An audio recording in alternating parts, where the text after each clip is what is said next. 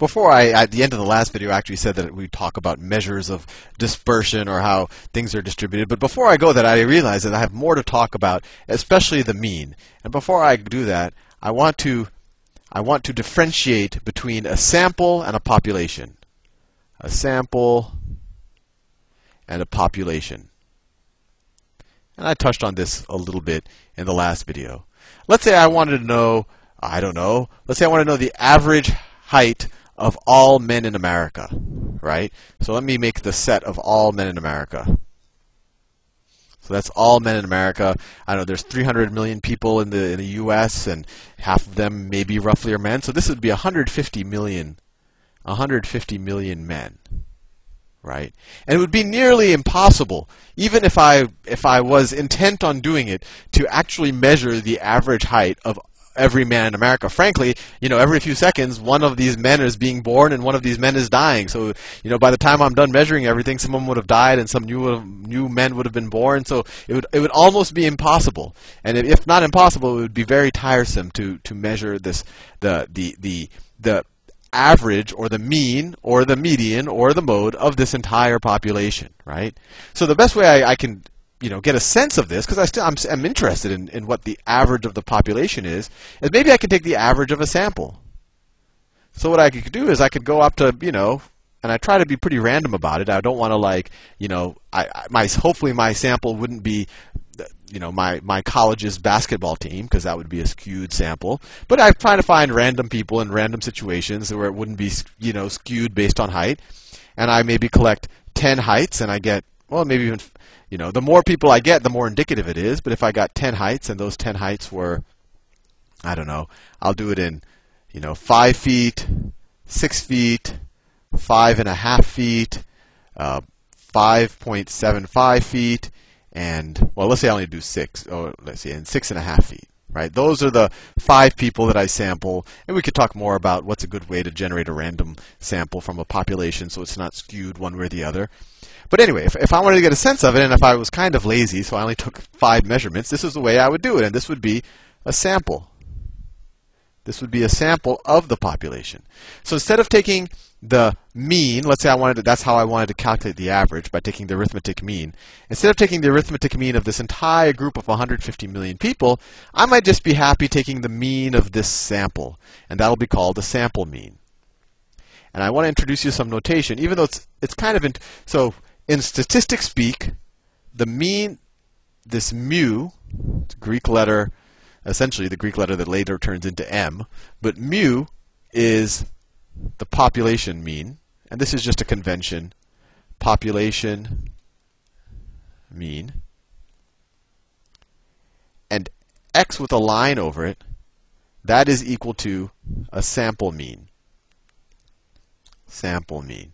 And these are just notations that people might see, and you might have been confused if sometimes you see something, people talk about means, and you see this mu, and sometimes you see this x with a line over it. And it's nice to know the distinction. Here they're talking about the mean of a sample of the population, and here they're talking about the mean of the population as a whole. Now, the way you calculate them is essentially the same. If you want to figure out the population mean, you'd go to all 150 million people at one moment, and add up all their heights and divide by 150 million to get the population mean. The sample mean, you just add up the numbers in your sample and divide by the number of data points you have. And the formulas, and I want to show you, I think it's kind of, how to calculate averages. It's a fairly straightforward operation. And I want to show you how it's often written in statistics books so that you're not intimidated when you see it.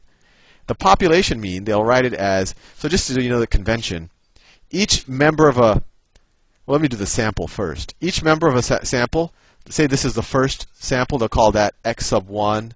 They'll call this one x sub 2. They'll call this one x sub 3, x sub 4, and then this one x sub 5, right? And this is just a way of referring to each of the samples. So on a sample mean, they'll say, do you know what you do? You take the sum of these numbers. And you know how to do that, but the fancy way of writing it is to say, let's write a capital sigma, that means the sum. Sum of every x sub n, right? Take the sum of each of these numbers, right? This is x sub 1, x sub 2, where n goes from 1 to, you could say to the size of the population. sometimes, in this case it would be 5, or sometimes they'd write an n like that, and you divide it by the number of members there are in that population. So divided by n.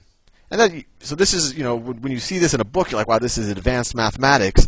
But essentially, they're saying take the sum of all the data points, so just sum up these numbers, and divide by the number of numbers there are. So this would just be 5 plus 6 plus 5.5 plus 5.75 plus 6.5 divided by 5. That's all this is telling you. For the population mean, it's the same thing. They just use a slightly different notation. They'll say that's equal to the sum from n is equal to 1 to a big N. And I'll explain why they write a big N of each data point in the population, not just the sample. All of that divided by big N.